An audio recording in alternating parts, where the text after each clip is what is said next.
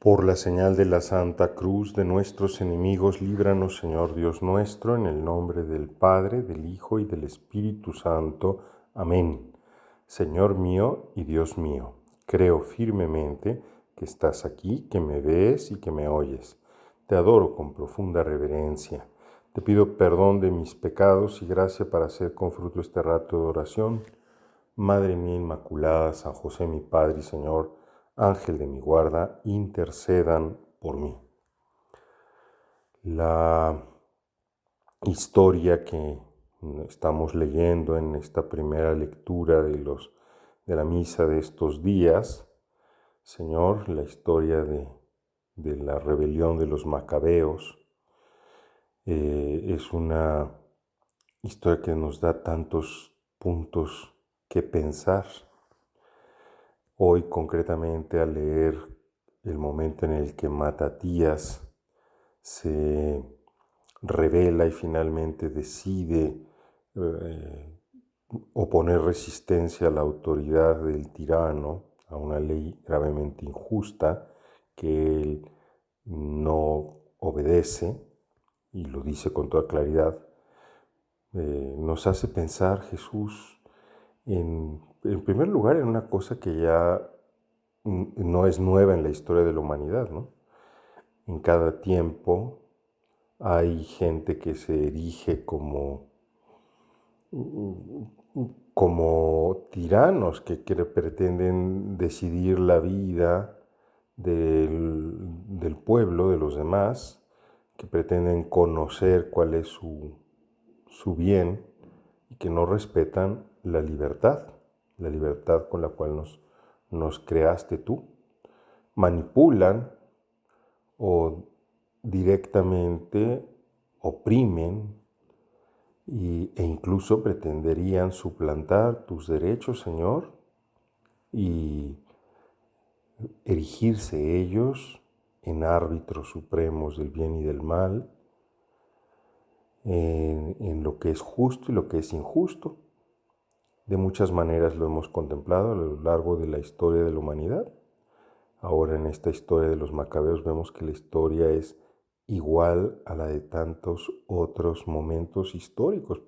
Pienso en nuestro país, en México, en donde justamente el próximo año, como nos han recordado los obispos en un reciente mensaje estupendo que nos han dirigido, los obispos mexicanos, se cumplirán 100 años de esas leyes inicuas que negaban la libertad religiosa y que desencadenó en un conflicto religioso en el que el Estado mexicano persiguió, destruyó, oprimió a los católicos, que han dado lugar a una de las páginas más dolorosas, pero también más heroicas del pueblo de Dios en este país, que murieron gritando «Viva Cristo Rey», que no retuvieron ávidamente este mundo o los beneficios que en este mundo hubieran podido tener,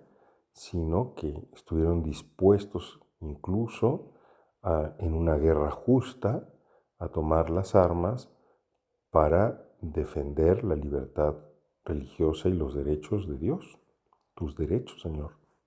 No estoy diciendo que siempre sea el camino que hay que seguir.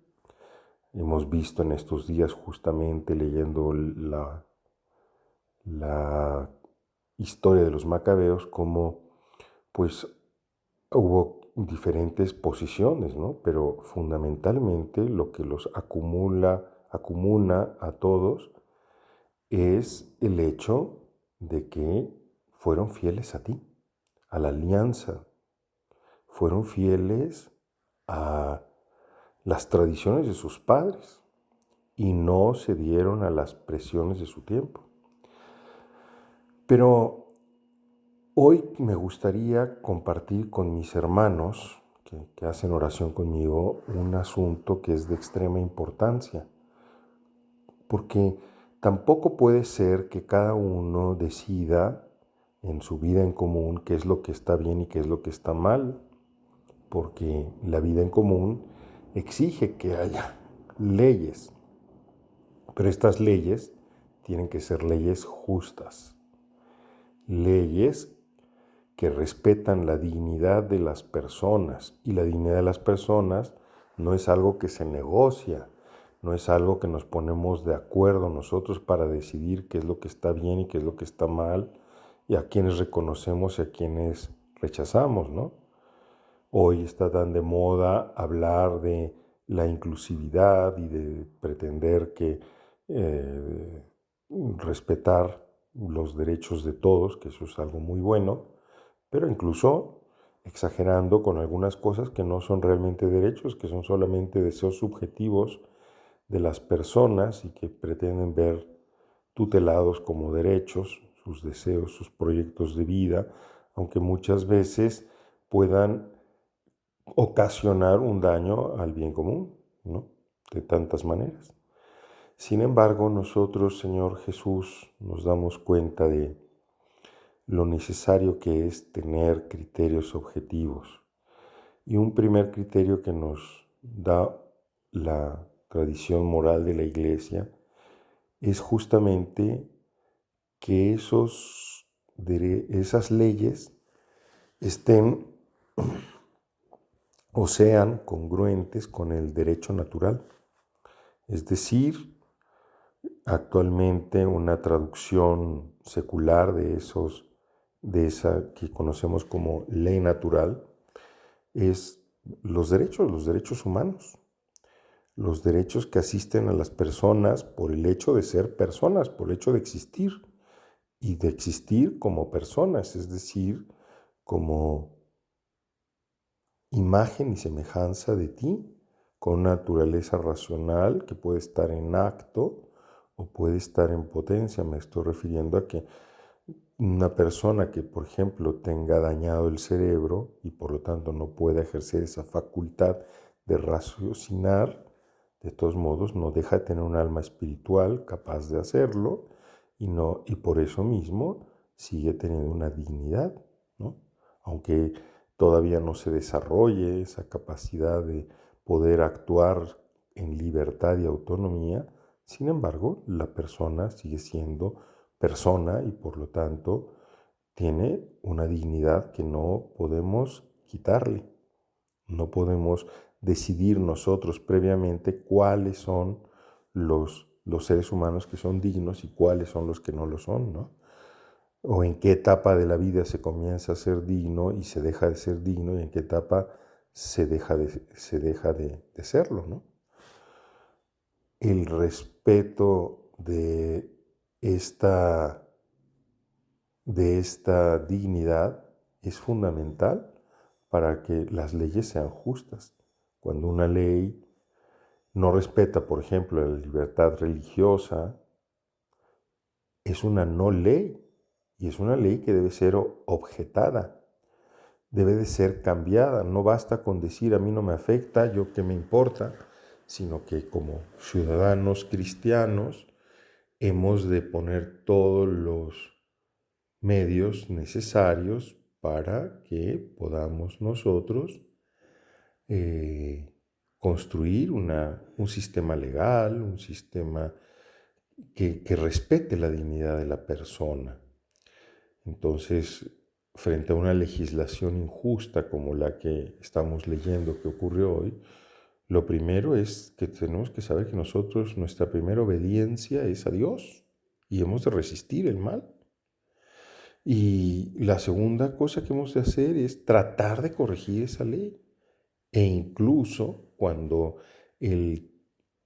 quienes detentan la autoridad y el poder lo ejercen en contra de los ciudadanos, podemos, en caso extremo, llegar, como pasó en la gesta heroica de 1927, de los cristianos, de los cristeros, así llamados, pues defender la, los derechos de Dios, la dignidad humana, incluso con un levantamiento armado.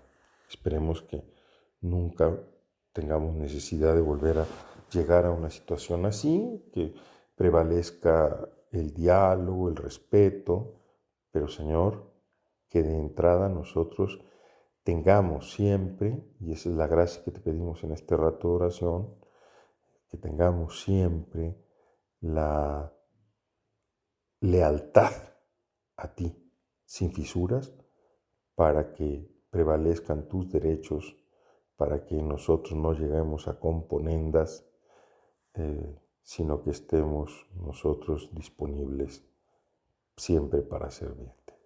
Te doy gracias, Dios mío, por los buenos propósitos, afectos e inspiraciones que me has comunicado en esta meditación. Te pido ayuda para ponerlos por obra. Madre mía Inmaculada, San José mi Padre y Señor Ángel de mi guarda, intercedan por mí.